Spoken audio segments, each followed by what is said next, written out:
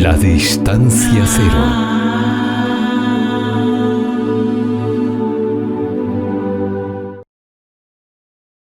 Ramana Maharshi. Biografía. El impactante despertar de Ramana Maharshi. Turbulenta transformación. De la muerte al despertar espiritual. Experiencia profunda y cambio radical de vida. El gran cambio en mi vida tuvo lugar alrededor de 6 semanas antes de que abandonara Madura para siempre. Fue algo muy súbito. Estaba sentado solo en una habitación en el primer piso de la casa de mi tío. Rara vez estaba enfermo, y ese día me sentía en perfecta salud, pero de súbito me sobrecogió un violento miedo a la muerte. Nada en el estado de mi salud daba razón de este hecho, ni tampoco traté de hallar alguna razón o de buscar la causa de ese temor. Solo sentí, voy a morirme. Y pensé, ¿qué podía hacer en esta situación? No se me ocurrió consultar a un médico, o a mis mayores o amigos. Sentí que debía resolver el problema yo mismo, allí mismo. El choque del miedo a la muerte hizo que me interiorizase y me dije mentalmente, sin formar en realidad palabras: ahora la muerte ha llegado. ¿Qué significa esto? ¿Qué es lo que se muere? Este cuerpo muere. Y enseguida dramaticé el suceso de la muerte. Yacía con los miembros extendidos y rígidos como si el rigor mortis ya estuviese establecido e imité un cadáver para prestar más realidad a mi indagación. Retuve el aliento y mantuve los labios fuertemente cerrados para que no se escapase sonido alguno, de modo que no pudiera proferir ni la palabra yo, ni ninguna otra palabra. Pues bien, me dije, este cuerpo está muerto. Será llevado al campo de cremación, y allí lo quemarán y lo reducirán a cenizas. Pero con la muerte de mi cuerpo, ¿acaso estoy yo muerto? ¿Soy yo el cuerpo? Está silencioso e inerte, pero siento la plena fuerza de mi personalidad y hasta la voz del yo dentro de mí, separada de mí. Así, yo soy espíritu que trasciende el cuerpo. El cuerpo muere, pero el espíritu que lo trasciende no puede ser tocado por la muerte. Esto significa que soy un espíritu inmortal. Todo esto no era un vano pensamiento. Me atravesó resplandeciendo con tan vívido fulgor como una verdad viviente que se percibe directamente, casi sin proceso de pensamiento. Yo era algo muy real, la única cosa real en mi estado presente, y toda la actividad consciente que se relacionaba con mi cuerpo estaba concentrada en ese yo. Desde ese momento el yo, o Atman, centraba la atención sobre sí mismo mediante una poderosa fascinación. El temor a la muerte había desaparecido de una vez por todas. La absorción en el Atma prosiguió sin interrupción alguna desde ese momento. Otros pensamientos podían venir e irse, como las variadas notas de una música, pero el yo continuaba como la nota fundamental, Smruti, que subyace a todas las demás notas y se mezcla con ellas. Sea que el cuerpo estuviese ocupado en charlar, en leer o en cualquier otra cosa, siempre seguía centrado sobre el yo. Antes de esa crisis no tenía una clara percepción de mi Atma y no estaba conscientemente atraído por él. No sentía interés perceptible o directo en él, mucho menos la inclinación de morar permanentemente en él. Descrito así, simplemente, sin pretensión ni verbosidad alguna, el estado alcanzado por Ramana no parece diferir del egotismo, pero esto solo se debe a la ambigüedad de las palabras yo y Atma. El yo es la misma cosa que el inmortal Atma, que es el espíritu, y el Atma en todos los hombres. Es inadecuado aún decir que Ramana se daba cuenta que era uno con el espíritu, puesto que sugiere la existencia de un yo separado que lo sabe, mientras que el yo era en sí mismo conscientemente el espíritu. Toda sadhana de Ramana apenas duró media hora y sin embargo tiene para nosotros la mayor importancia: saber que era sadhana, un esforzarse hacia la luz y no un despertar sin esfuerzo alguno, porque un gurú normalmente guía a sus discípulos a lo largo de la senda que recorrió. Que Sri Bhagavan haya completado en media hora no meramente el sadhana de toda una vida, sino, para la mayoría de los sadhakas, el de muchas vidas, no altera el hecho de que estaba empeñado en la indagación del Atma, tal como la prescribió más tarde a sus seguidores.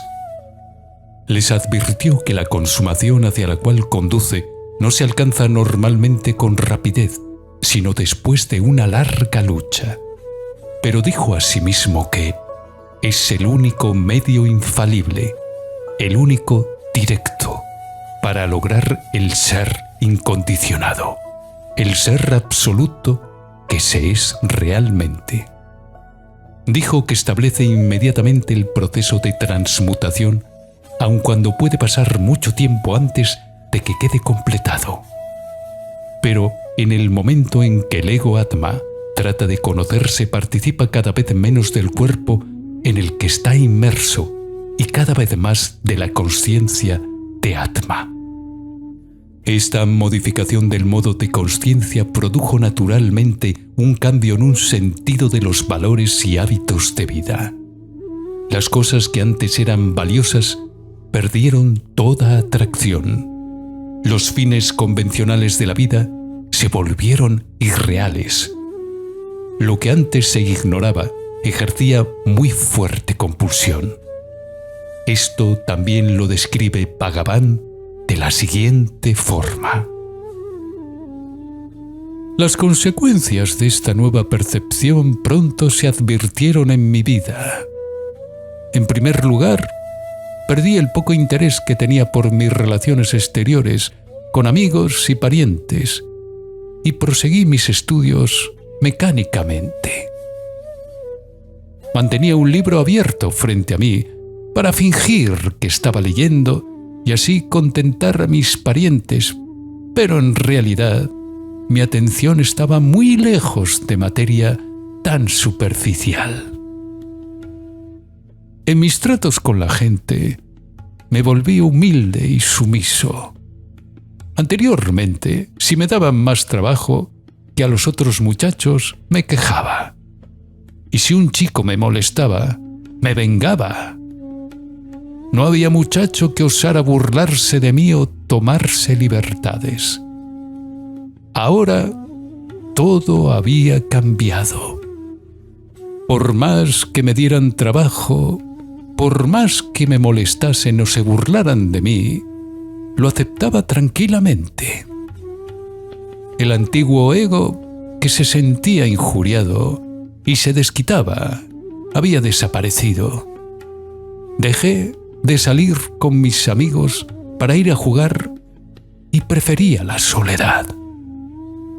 A menudo me quedaba sentado a solas, en una postura que favoreciera la meditación, y me dejaba absorber por el Atma, espíritu, la fuerza o corriente que me era intrínseca.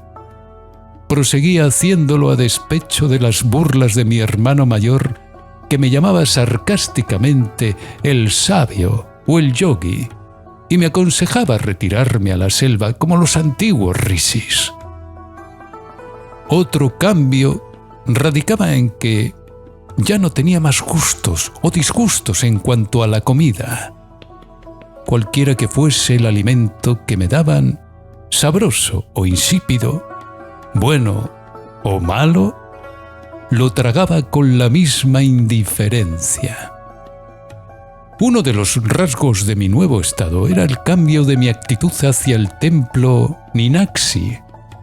Antes, solía ir allá con mis amigos en algunas ocasiones para contemplar las imágenes y poner las cenizas y el bermellón sagrados en mi entrecejo, y volví a casa casi sin emoción alguna.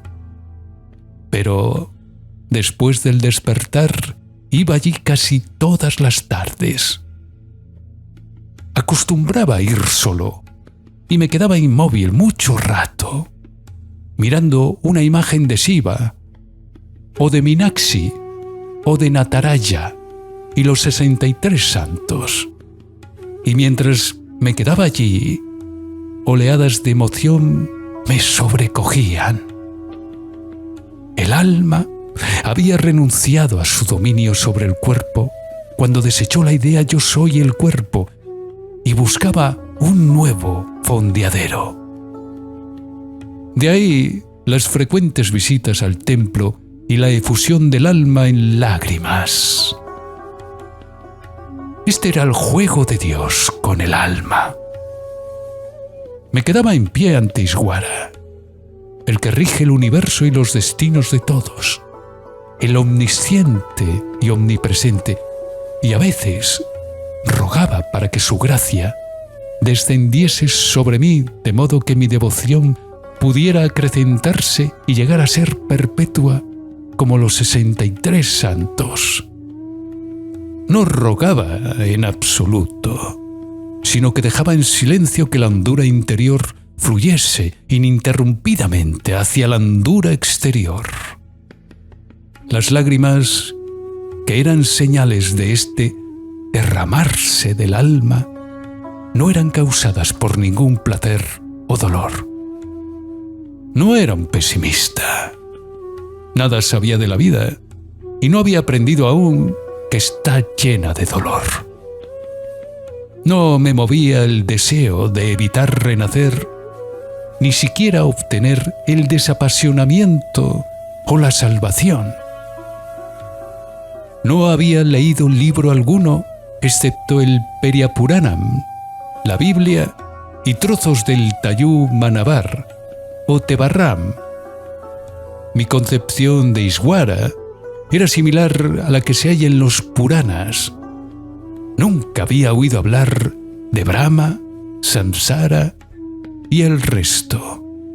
Ni siquiera conocía aún que había una esencia o realidad impersonal subyacente a todo, y que Ishwara y yo éramos los dos idénticos en ello.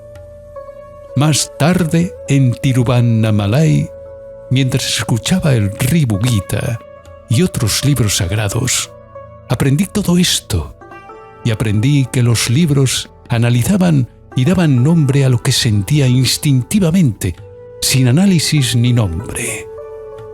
En el lenguaje de los libros, describía el estado en el cual me hallé después del despertar al Sudamanas o Vijnana, o la intuición del iluminado.